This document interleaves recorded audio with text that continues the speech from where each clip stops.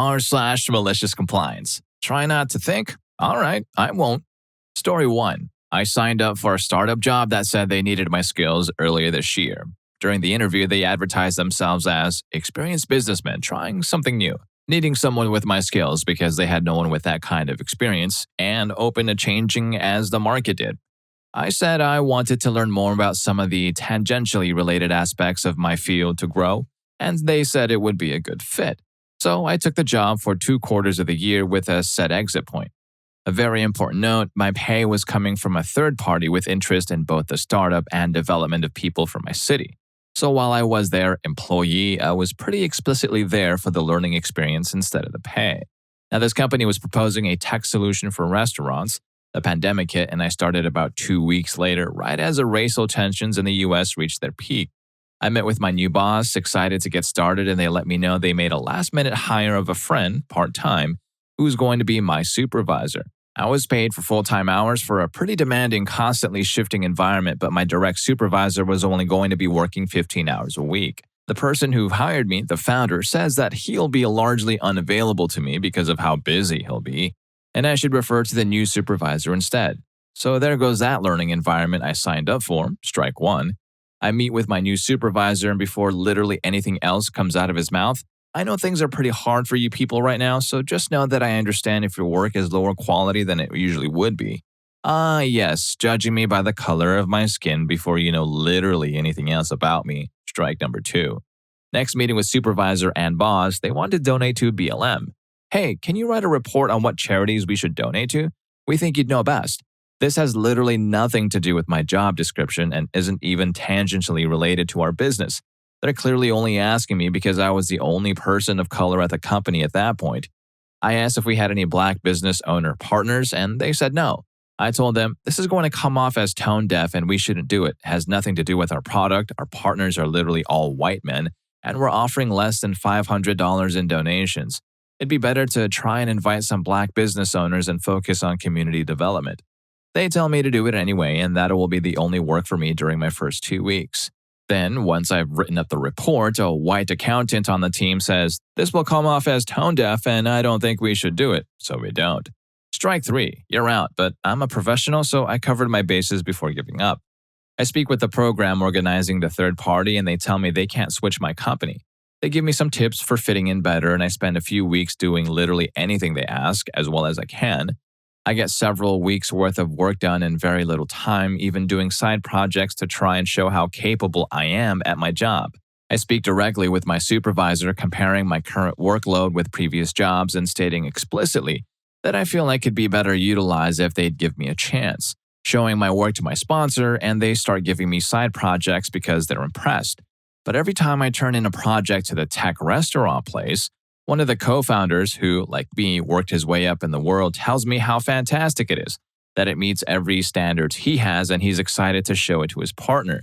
Once the boss sees it, he nitpicks it apart, saying it's not what he wanted. There were times he edited me in circles, having me change A to B, then B to C, then C to A, and asking why I didn't just do A in the first place. I try to explain why doing what he asks is against best practices or hurts our customers in 1,000 different ways. Based on our board members' feedback when I was at the meetings, everyone but him is on the same page. But if it's not his idea, he hates it. And if it's from a young black me, then he especially hates it. Finally, this tech restaurant business sits me down after the first quarter for a performance review. Oh my God! What is that? If you two are asking what that is, it's the sponsor of today's video, Rufus Rugs. We've been hard at work, creating the best quality and premium hand-tufted rugs money can buy. Now there's a chance you own a carpet that looks something like this. Let's just be real, it's time for an upgrade. And luckily for you, me and the boys from Rufus Rugs are at your service. We don't make those average cheap quality looking rugs. Nope, not gonna happen. Each one is handcrafted to perfection. No shortcuts, no robot assembly lines, and no dropshipping BS. Just pure rug grind. Whether you love anime, sports, cars, or anything else you can think of, we can turn it into a rug. So click the first link in the description and have your custom idea come to life. Unlike normal businesses, they didn't ask for any feedback for them. They just wanted to tell me that I was too opinionated, trying too hard, that I, quote, should try not to think so much about the work. So I do. I stopped doing extra projects for them and start taking up more well-paid side gigs, like really well-paid. $50 an hour with performance bonuses is normal for my position, and this startup is throwing that away. Eventually, they have me write a single blog post every week instead of doing my job. I'm excluded from pretty much any meeting that wasn't contractually required. Their sales plummet as I stop pushing back against bad business practices to the point that I started graphing it in an Excel spreadsheet. They went from $10,000 a month to $200 a week with several weeks with no sales. I'm getting forwarded customer complaints by the good founder, and my response is, "Oh man, yeah, that seems like a problem. I could fix it, but you'll need to get permission from direct supervisor." The direct supervisor/friend of the bad boss turns out to have way less time available than even the 15 hours and is almost never responding. When I tell him the good founder wants me to work on a project, he says that he doesn't think I can handle it and shouldn't worry about it, so I don't. Repeat, repeat, repeat. The second quarter was over and I reminded the bad founder that I was leaving. I put together a folder of all the things they'd need from me as well as detailed instructions on how to move over permissions from my account. Instead of doing that, they just leave everything as is. Now, 2020 is over. I've made good money this last quarter working for the sponsor company and other contracts. My new jobs really appreciate all that I'm doing for them, and some of them even sent me Christmas presents. I still get phone notifications about the startup's weekly sales because they never turn them off, and it's gone down to 2 orders a week or less. What's especially funny to me is that the account sending me the notification is licensed at a pretty penny, so they're incompetent enough that they're paying extra money to update me every week, a couple of grand a year. A friend of a friend told me their potential investors pulled out after I left since the bad boss thought he could do it all on his own. Several board members have jumped ship. There were only 2 co-founders left once I headed out at the end of the second quarter. Even my old supervisor left, and their website says that's still the case. They've stopped offering live support or refunds and started getting some pretty poor reviews from clients. I'll be surprised if they last. If they do, I'm sure they'll get a nice Twitter welcome in a few years once they try to hire another POC person and treat them with the racism they doled out to me. Story 2. Being the tale of how, contrary to absolutely all internet logic, we defeat an internet troll via an excess of... I'm a full-time student, a nurse's aide at the local hospital, working in a pathology lab and studying for my MCAT medical school exam on top of that. I have 3 times the amount of things to do on a given day and the time to do and maybe more. A headless chicken's got nothing on my usual schedule. When I do occasionally manage to scrape out a half hour or so of time, I like to write for fun. It relaxes me. I mostly produce original short stories and fan fiction since I'm doing this for my own gratification and I can be as nerdy and self-indulgent as I please. When I have a story completed, I'll usually post it to a writers and artists forum I joined a few years back. Now it's a forum for a fairly obscure series that I'm a fan of, so it's small, maybe 20-ish writers and a dozen artists, and we all know and like each other. It's the kind of fan community where if you know you're going to be traveling through a city one of the other members lives in, you message them to see if they want to grab a coffee and geek out for an hour or two, and the answer is usually yes. Quality over quantity on this one, mate. Whether you're posting fan work or something original, at least half of the occupants of our weird little corner of the internet will leave comments and feedback, and good feedback too.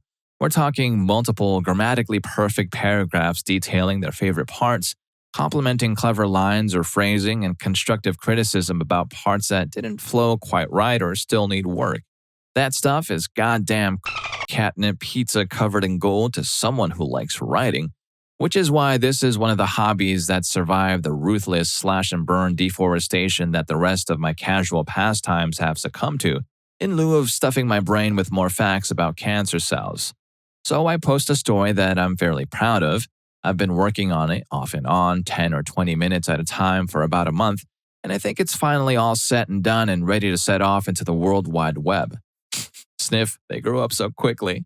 For the first few days, everything is normal. I soak up the praise like a goddamn sea sponge, edit and adjust the prose as people point out any spelling or grammar errors that slip by, and leave comments on other works that go up in the meantime. Then the wild, choosy beggar, CB, stumbles, bawling like a poorly spelled Czech newborn calf into our happy corner of nerdy fandom. The following comments, sadly, have been edited for clarity.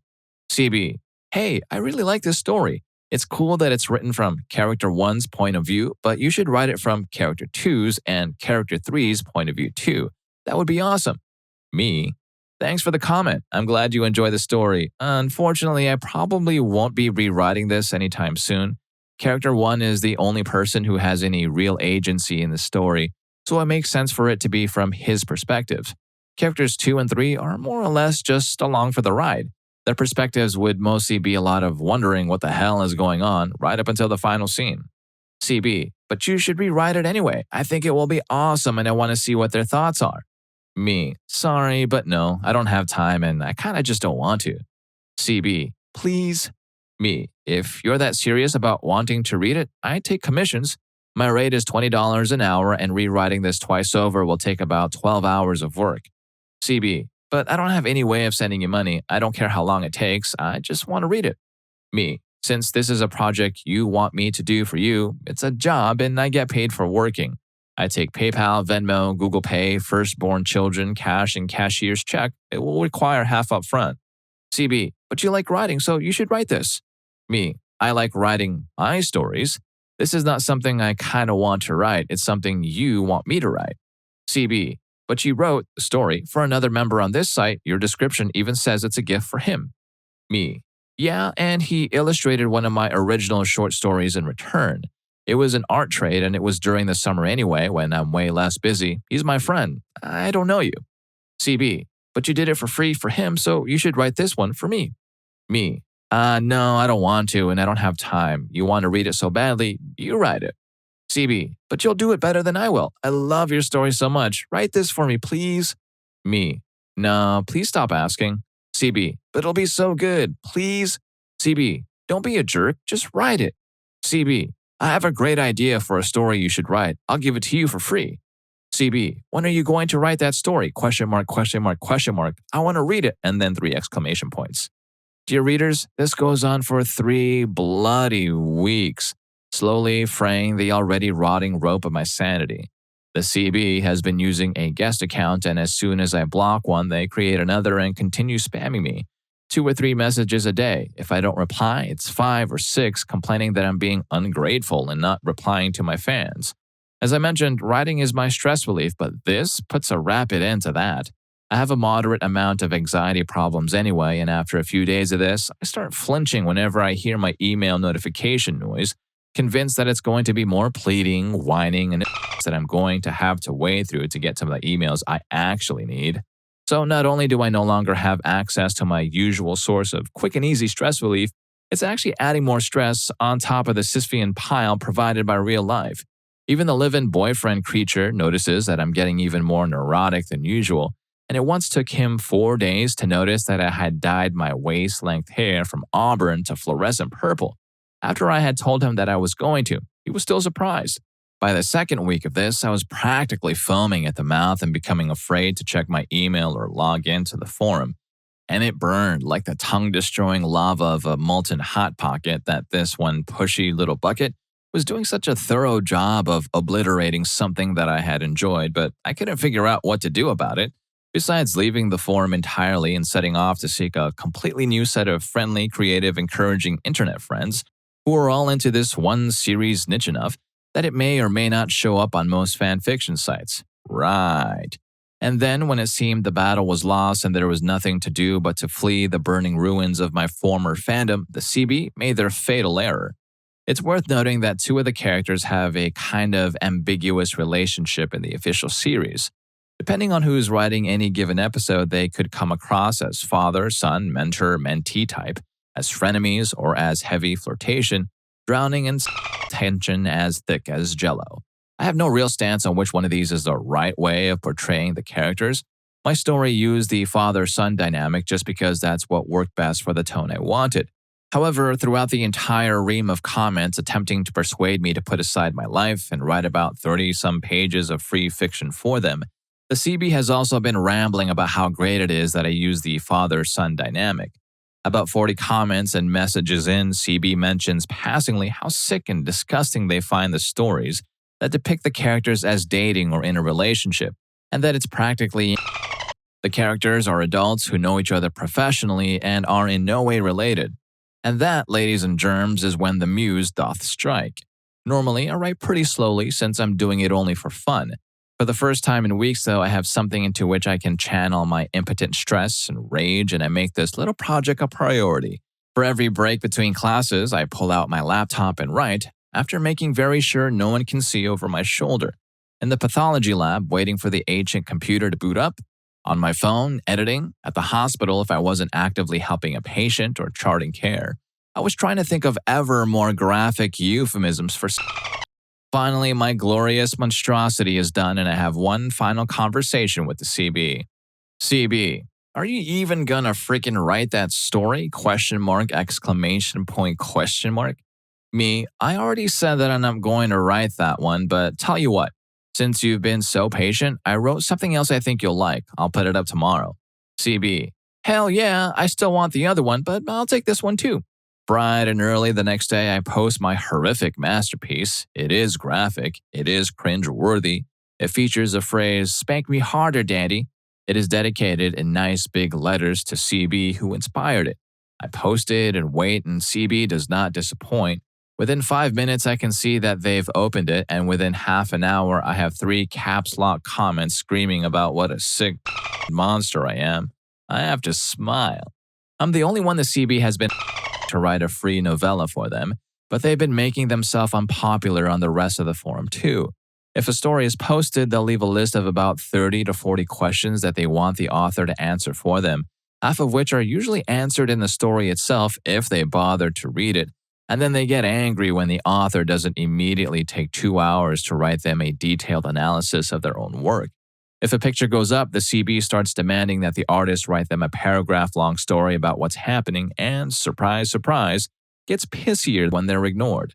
The non-fandom discussion boards, deader than a Zune after CB starts leaving vaguely creepy comments on the pictures of people's pet dogs and pushing for way too many personal details. The entire forum is frustrated and about to burst like Terry Jones offered an incy-wincy little wafer-thin mint, and when they see my story dedicated to the CB and CB's subsequent profanity-laced vitriol, that morbidly obese Monty Python explodes all over the webpage, showering it in goo and viscera in a lot of ways. Once they realize that this particular pairing is the fire to CB's Frankenstein monster, the silver to their werewolf, and the well-plotted character development to their Stephanie Meyer, the forum responds with admirable alacrity. Do they want us to write and draw things for them? Fine, we'll write to them. Within a day, every new piece going up features this one relationship as explicitly as possible. New art? Well, it's those 2 characters banging as up bunnies on the hood of a police car. New story? Office and handcuffs and every possible permutation of a daddy. All of them dedicated to CB who just keeps blowing a gasket every single time. What's even better is that someone has the bright idea to put a temporary lock on their work, meaning that it can't be seen or commented on until they remove the lock.